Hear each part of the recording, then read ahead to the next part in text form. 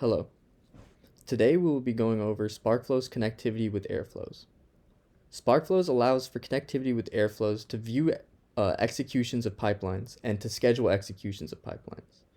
We'll be going over how to configure your Airflow server to your instance of Fire Insights and how to execute different pipelines and view the execution results on the configured Airflow server. We will start off with going over the Airflow configuration. You click the Administration tab, you click Configurations, then you click Airflow. Here you input the Airflow home directory, followed by the Airflow endpoint URL, which is a server in which you see the Airflow UI, which is hosted on an EC2 instance in port 7777 in this case. You set airflow.enable to true, and then you input the Airflow DAG directory, which in this case is an S3 bucket. You click Save Configurations, and your Airflow server configuration should be saved. Let's go back to this POC pipeline project. So here we have multiple different forms of pipelines that shows different ways you can execute workflows. So this example is a parallel task example in which shell commands are being run in parallel. You can also do this in series, where shell commands are being run in series. And you can also do this in branching, where shell commands are being run in branch format. And in each of these instances, or each of these cases, these shell command node blocks can be replaced with any of these node blocks. For example, a Python operator, creating an EMR cluster, terminating an EMR cluster, adding a step to it.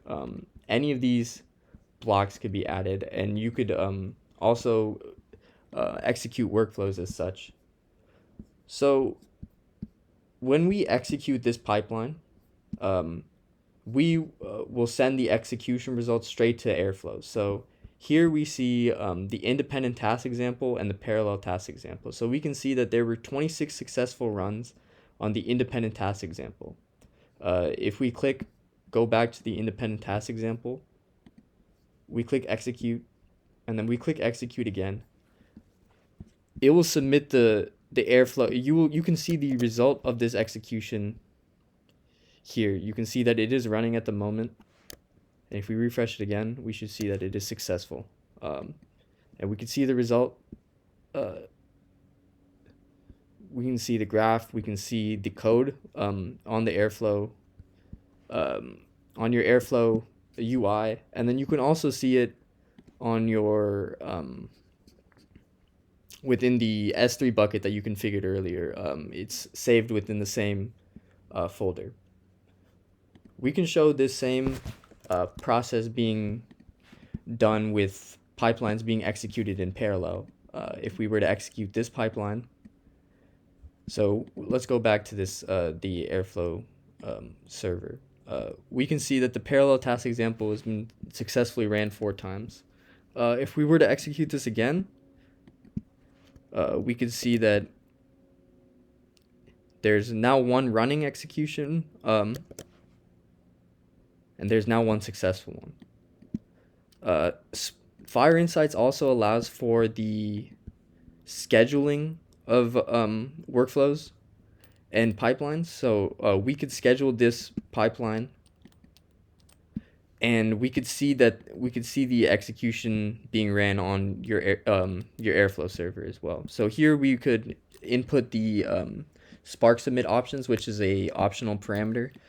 Email on success, which is the email in which you want your results to be emailed to. Email on failure, the start date of the job and the end date of the job, and then the frequency in which you want your pipelines to be executed.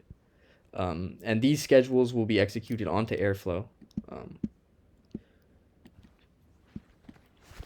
If you have any more questions regarding Airflow integration on using Fire Insights, please refer to our Read the Docs and reach out to us for any questions. Thank you.